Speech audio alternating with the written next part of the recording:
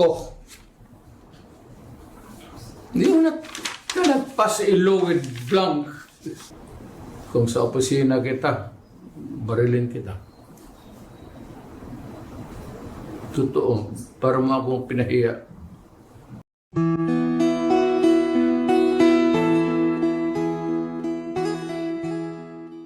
Diretso na lang ako. Medyo mahaba kasi yung pag-usapan natin. Sa nakita ko kasi, may nakita akong maraming kulang sa BICAM report. Yung Bicameral Conference Committee report, pinirmahan kahit may mga nakikita tayong blanco. So far, ito yung nakikita ko na pages na kulang. Page SP11, page SP12, page SP13, page SP15, page SP17, page SP20, page SP21, page SP22, page SP36, page SP37, page SP162, page SP168, page SP183. Mostly from the Department of Agriculture and on program appropriations. So let's go directly to the page SP11 to SP12. Pwede naman siguro i-flash ito sa ating screen, no? Nahalata ko sa kasi Mayor, daming, Mr. President, na maraming, at saka Harvey, maraming blanco. And these are not, I would say, ordinary figures because these figures will reach to billions of pesos. So, tingnan natin sa page SP11 to SP12. Line 49. After the acronym NIA, delete the amount in figures 74 billion 570 million 743,000 and replace with blank. Kita naman sa screen. Line number 52. After the acronym PCA, delete the amount in figures 889 million 065,000 and replace with blank. After the word total, delete the amount in figures 104 billion 820 million 715,000 and replace with blank. At saka sa number 7, you will see the amount. Dito sa Bicameral Conference Committee report ito. NIA is blank, PCA is blank, total is blank. So maraming pages ito na ganito. Kung isa-isahin natin, I think 13 pages pa yung nakita ko na blanco at saka pati na yun sa program appropriations. At saka may nakita din akong observation. Sa page SP11 of the BICAM report, it says that the Agricultural and Fisheries Modernization Program of 146 billion 335 million 937,000. Klaro yun sa BICAM report. However, pagdating sa GAA, General Appropriations Act, ang lumabas na figure is only 126 billion 728 million 221,000. Ang ibig sabihin, merong discrepancy. So, paano nagka-discrepancy? So, with all these findings, makikita natin na defective yung BICAM report. At bakit pinirmahan ng members? So, the House and the Senate ratified defective BICAM report. In other words, apektado yung ating GAA because BICAM report was defective. What was ratified by both houses are defective. Ang daming kulang na blanco that can be shown in the BICAM report at pirmado. So, Yun ang aking nakikita na findings. Thank you, Congressman Sid. Just before we get the input, the insights of President Duterte, Kung, just to refresh the timeline, this bicameral report was signed and ratified last December 11. Yes, December 11, ang final meeting nila ng Bicameral Conference Committee report at pinirmahan ng members. And on the same day, December 11, the 222 pages Bicameral Conference Committee report was ratified by the Senate and the House. So both houses ratified it, and the enrolled bill was signed by the President December 30, 2024. Correct. Correct me if I'm wrong, but especially for those Filipinos na, to put this na maintindihan nila, simply sir, kumbaga, there's this document, this bicameral report, na pinirmahan na may mga blanco pa na items. Yes, makikita ito, nandito sa ito yung copy ng total copy ng Bicameral Conference Committee report. Nandito yung 222 pages. May mga vacant pages. I really don't know kung paano lumabas na may figure na pagdating sa GAA. Okay. Thank you po. Mr. President, sir, what's your comment on this particular issue? It's concerned. Well, it falls short sa exacting standard ng ating batas na lalo na money appropriations must appear the true and correct value kung anong gusto mong what would be the application for the money for public money. Pagka ganon, there's something terribly wrong. And as a matter of fact, I would say, kung may mga blanco yan lumusot, that is not a valid legislation. Kung nasa batas na yan, lumabas na yan ng blanco-blanco, either it could be filled up before or after sa Congress, pagka ganon, what must be submitted is the true and correct figure coming out as prepared by the budget submitted to Congress for appropriation. Pagka putol-putol yan o may kulang, that is not a valid budget for implementation as law. It's not only inaccurate, but I think the budget is in totality invalid. Hindi ka pwede mag-blanco-blanco dyan sa pera ng tao. Ano ka man? It's people's money. Maglagay ka ng mga mga provisions, but without the true and correct items or money to be appropriated by Congress, by the people owning the money. So everything must be explained clear, patent, without doubt na itong pera na ito para ito sa ganito. Itong para na ito para sa eskwelahan, ito para sa agriculture. But you do not leave any item there vacant. Itong pera na ito blanco to be filled up later on. That is not allowed by law. And that budget is already I would like to remind Congress, mali ho yan. It's invalid. Please correct it. Or recall the budget and demand an explanation kung bakit dumating sa inyo yan na ganun kablangko. We are not, para ka binigyan ka ng blanco cheque dyan, o sige, bahala na kung anong ilagay ninyo. In the same manner, yung mga blanco-blanco dyan, whatever or whoever corresponds to that particular item is free to just fill up the amount that is not by all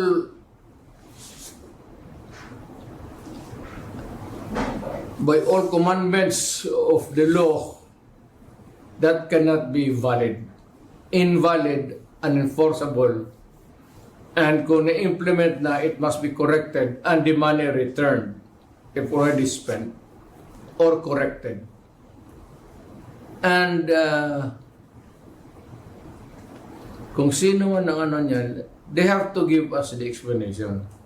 Otherwise, sabihin ko sa mga Pilipino, huwag na kayo magbayad ng buwis ninyo. Ganun lang naman, pinagsasayan ito mga kumang na to, puro check-in na blanco, then they try to pass it as a law, and they are free to choose now the amount which they want to place. Hindi natin alam kung ano ang reserba nila, kung anong gusto na ilagay, sobra doon sa pera natin. It could be that the money is in the hands of the government now, or future appropriations, or reserva ba ito? If it does not clear anything, then that is invalid and not correct. Thank you, sir. I'd like to get also your thoughts on this, Attorney Vic, on this particular matter. Now the former president has said that this is outright invalid and unenforceable. So, what do you think on that? I fully agree with the President. Nagsalita na si Pangulong Duterte na illegal yung 2025 budget. At tama yung sinabi ni Congressman Sid na ito ay napirmahan originally December 11 and the President was supposed to sign it December 20. Pero natulak ito ng December 30 at sinasabi nga nila na pag-aaralan daw dahil sinasabi ng Malacanang na ang Administrasyong Marcos ay been very prudent in programming and budgeting. But with this revelation now of Congressman Sid na pumirma ang Bicameral Conference Committee ng blankong final committee report, ito'y magpapasinungaling doon sa sinasabi na nagsagawa ng isang complete staff work at nagsagawa ng due diligence ang tanggapan ng Pangulo.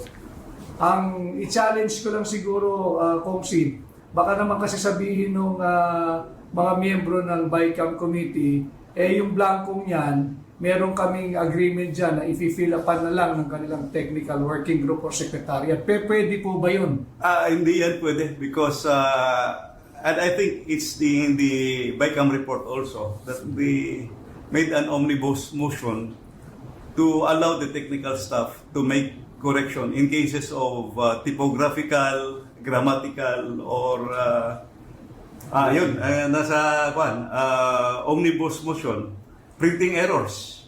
So they are allowed to make necessary adjustments. So those are material and substantial items, yung blank items, may figures na malalaki, hindi pwede yun. That can never be classified as typographical or grammatical or printing error.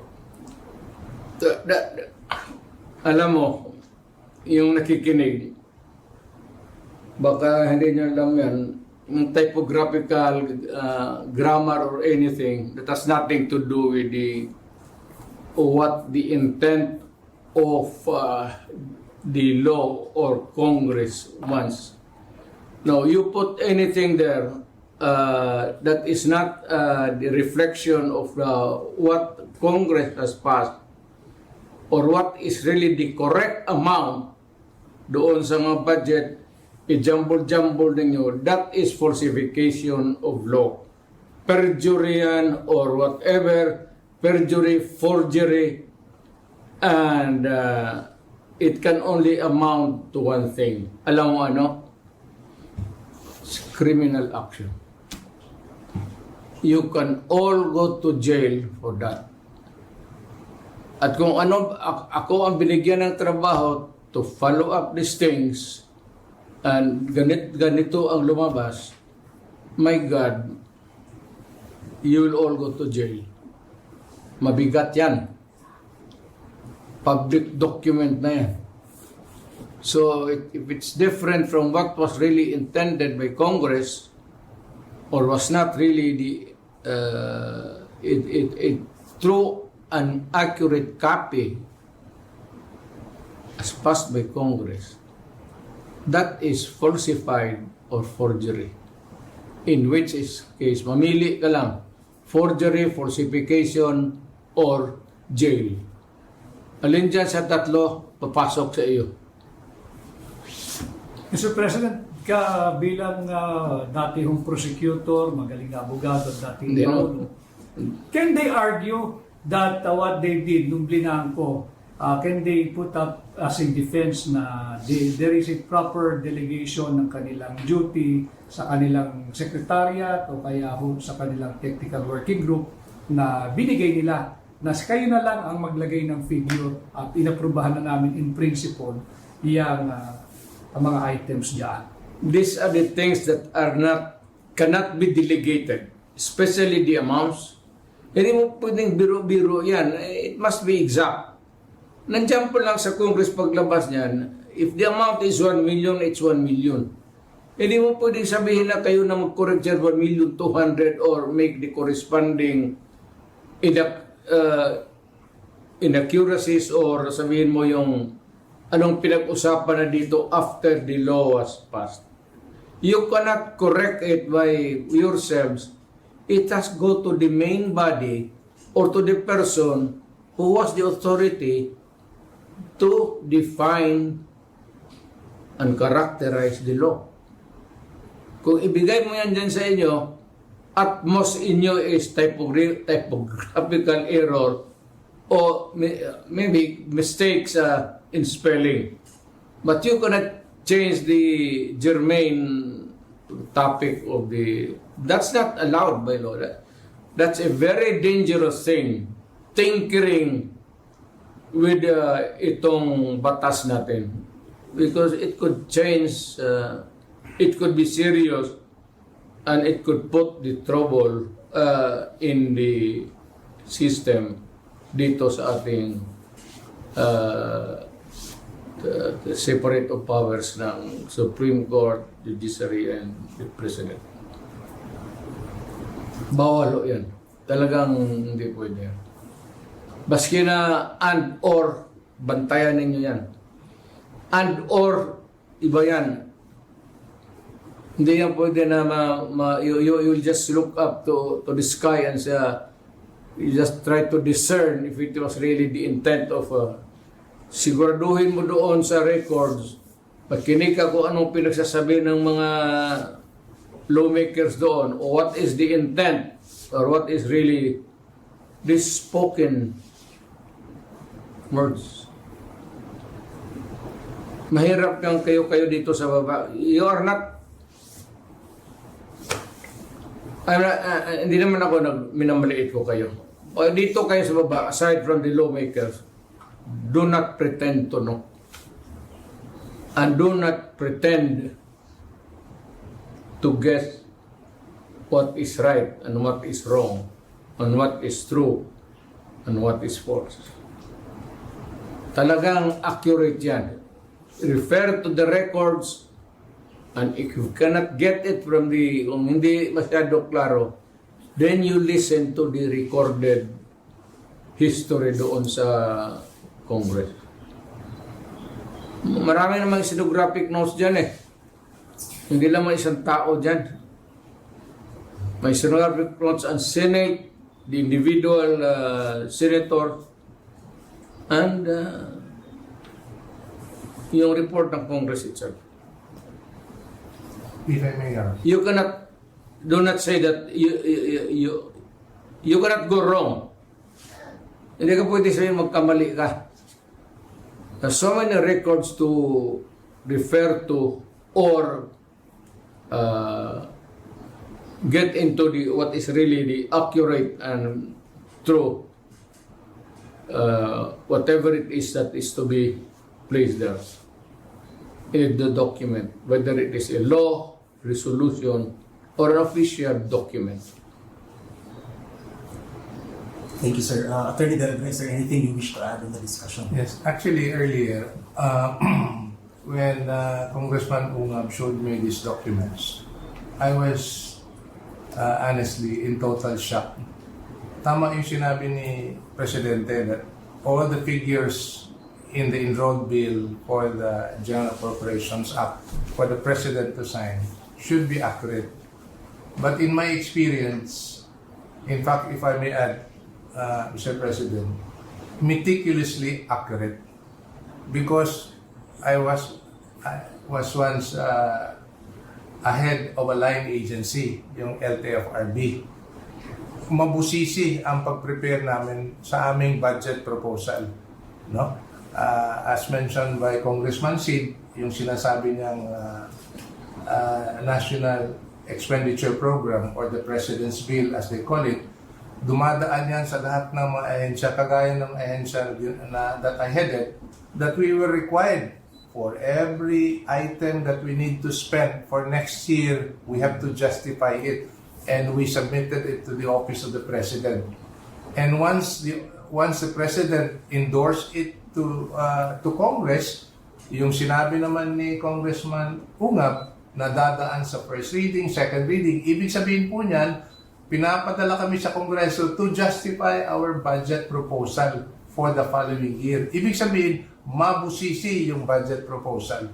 Kaya talagang I was really in shock when I said, kung mabusisi pala yung proseso, pagdating sa dulo, blanco. Paano nangyari? Hindi talaga pwede yan. Hindi talaga pwede. That's in plain, that's bullshit. Either somebody there is stupid or more stupid than the others. Huwag mong gawain yan because it carries with it a lot of legal consequences. Isa dyan yung mapriso ka. And you cannot escape the rigors of scrutiny kasi dadaan ng maraming papel. And it goes back to the proponents, kung may kopya sila, but sabi niya, puta, hindi ko ito sinabi. This is wrong because I never advocated for this kind of action.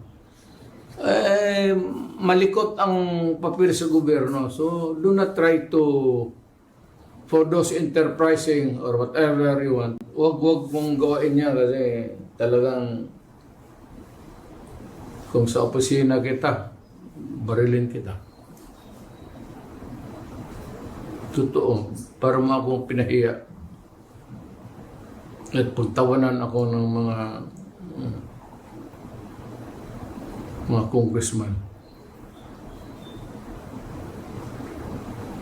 So, mabuti yung alam ninyo.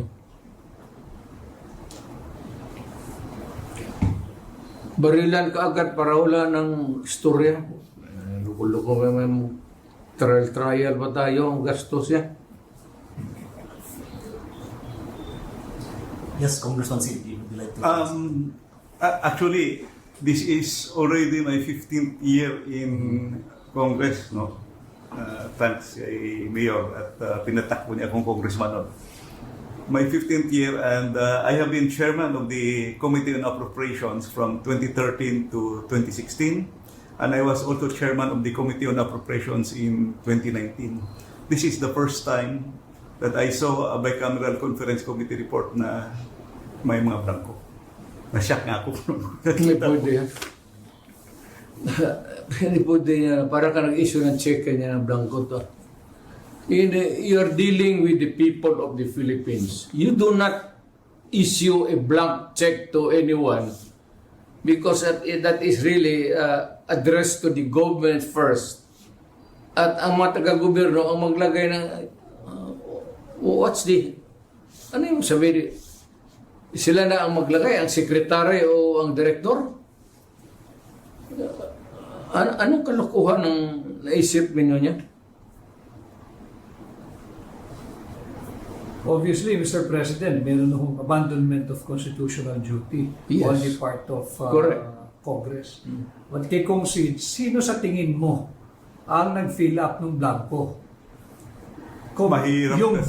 BICAM pa rin ba who operates as the third chamber o merong fourth chamber na unknown? Well, let us assume na yung mga pumirma sila but tama yung imagination mo.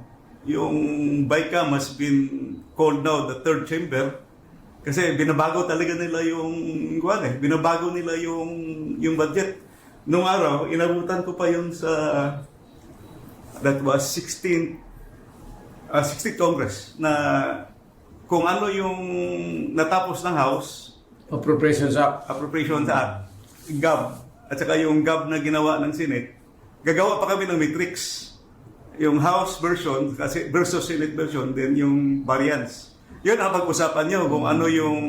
For reconciliation. Reconciliation, may matrix. Ngayon, binabago talaga nila lahat.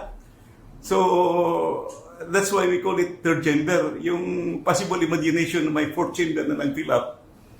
Well, kung meron man, those who sign are still responsible kasi sila pumirma eh. Falsification yan. If it changes the meaning, if it's just a grammar, putting a correct one or in ganon, okay pa yan. And or, pero if you change, put there a sentence that would change its meaning, far different from the original intent of Congress or the executive order, then it changes the meaning and you are not allowed to do that because you can go to jail. At Mr. President, yung fina-flash show kanina sa screen ay yung nakuha lang ni Kong Sid na kopya. Para marami hong nakikinig sa inyo at sumusubaybay, baka pwedeng ipakita rin ho ninyo sa kanila yung kopya pong ipinakita ninyo na pirmado ng mga miyembro ng Bicameral Conference Committee na blanco yung amount na inaprubahan at naging enrolled bill. Ito po.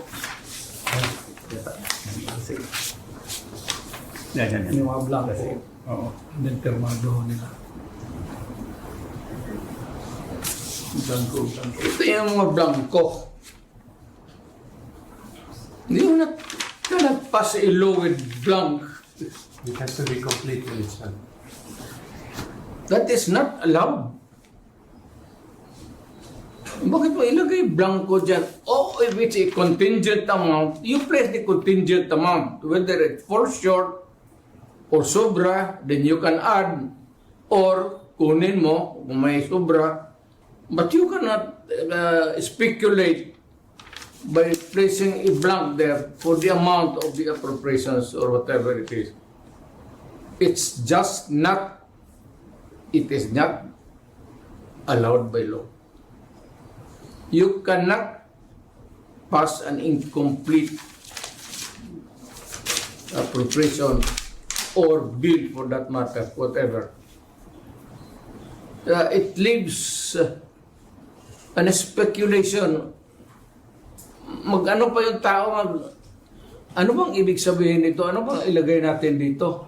Then, whoever is the end user of this papel would have ngayon, kung bright ka, sige, ilagay na natin dito, pasobrahan natin ng konti. Para yung, ganun talaga yan, o kulang. O sige, sobrahan ninyo, o kulangan ninyo. Then you leave the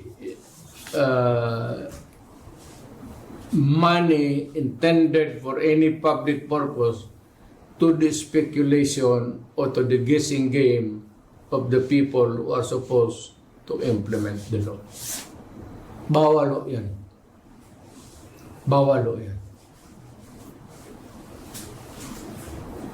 And you can go to jail for that. Mind you.